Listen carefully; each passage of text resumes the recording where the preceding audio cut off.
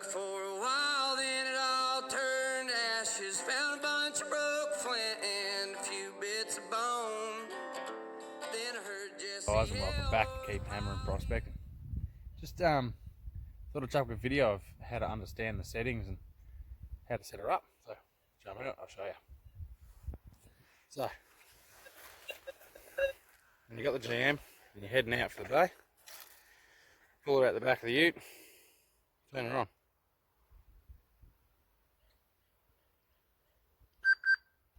Good tip, they say to hold it parallel with the ground.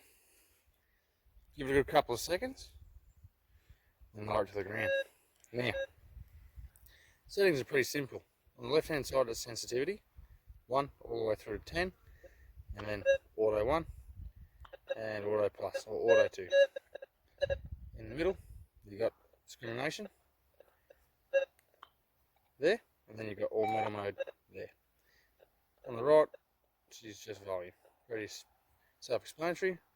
Up the top, you got a reading bar that will give you a general idea if it's rubbish or if it's the pretty, the yellow, the stuff we're all chasing. Drop it back to manual 6, pump her a few times on the ground, swing it. It's beautiful and quiet. Now pump her up all the way to auto 2. Give her a few pumps, swing it. She's lovely and quiet. There we go. Now drop it down to manual 10. That's what I hunt in. It's the most powerful setting on the machine. Certain grounds it can be noisy. Now that machine is ground balanced. That's a good way to go. Another good tip when you're just starting out, you want to look for areas with pipe clay. If you don't know what pipe clay is, it's the white clay that you can see where I'm at now. This is gold monster heaven.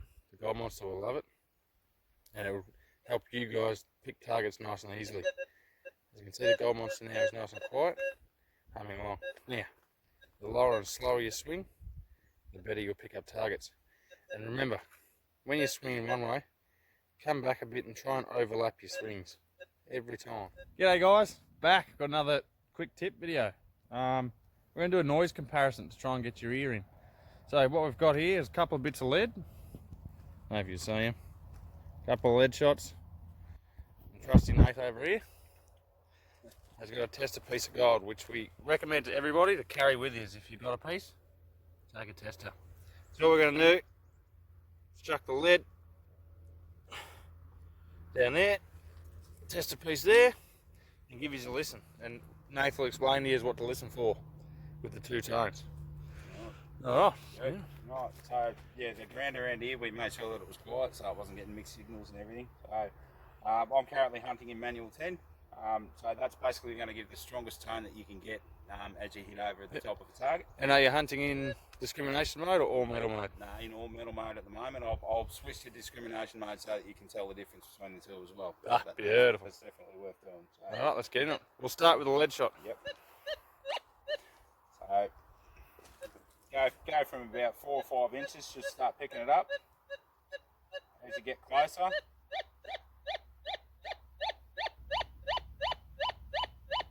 you can hear it's a solid repeatable target, but you can also hear that it's not quite as crisp as what gold is. Now, for those who haven't found gold yet, they won't know what the difference between the tone is. So here's the same thing happening over the top of a piece of gold, and then I'll go from one to the other so that you can hear the difference very clearly.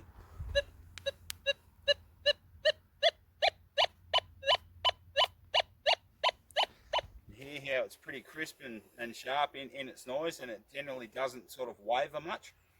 That's generally when you know that you're onto a better target. Now, here's the lead again, and then I'll go straight to the gold.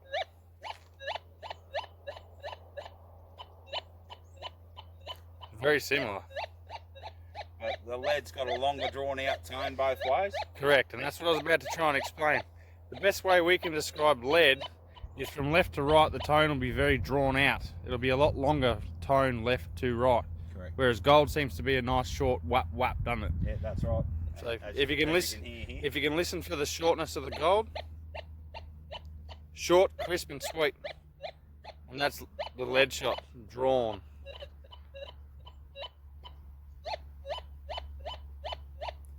Beautiful. And now, yep. Sorry, go ahead. No, just to make it a bit more realistic, what we'll do is we'll get some dirt.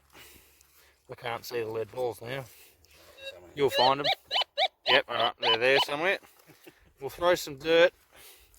I know it's not a very insanely good test, but I might cover and show you.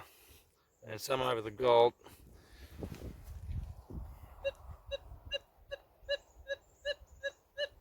It's a lot closer now and it's not picking it up as strong. And they're very drawn left to right. Here's the gold. Here's the gold. Short, sharp, crisp and sweet.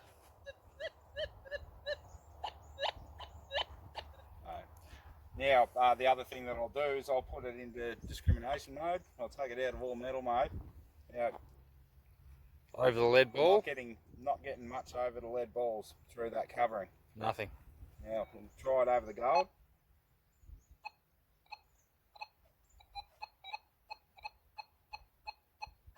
Repetitive, left and right. Back over the lead. Zilch. See how it's not repetitive, is it? It's a lot harder to try and pick it up. It's not repetitive. Whereas the gold is. So the discrimination mode does take away a little bit of the depth, but it also does allow you to know a lot more confidently that you're onto a target that's non-ferrous. So, yeah. I hope that little tip helps out a little bit. Yeah. Keep hammering. Good luck, guys. Then I heard Jesse yell over the pile he was sifting.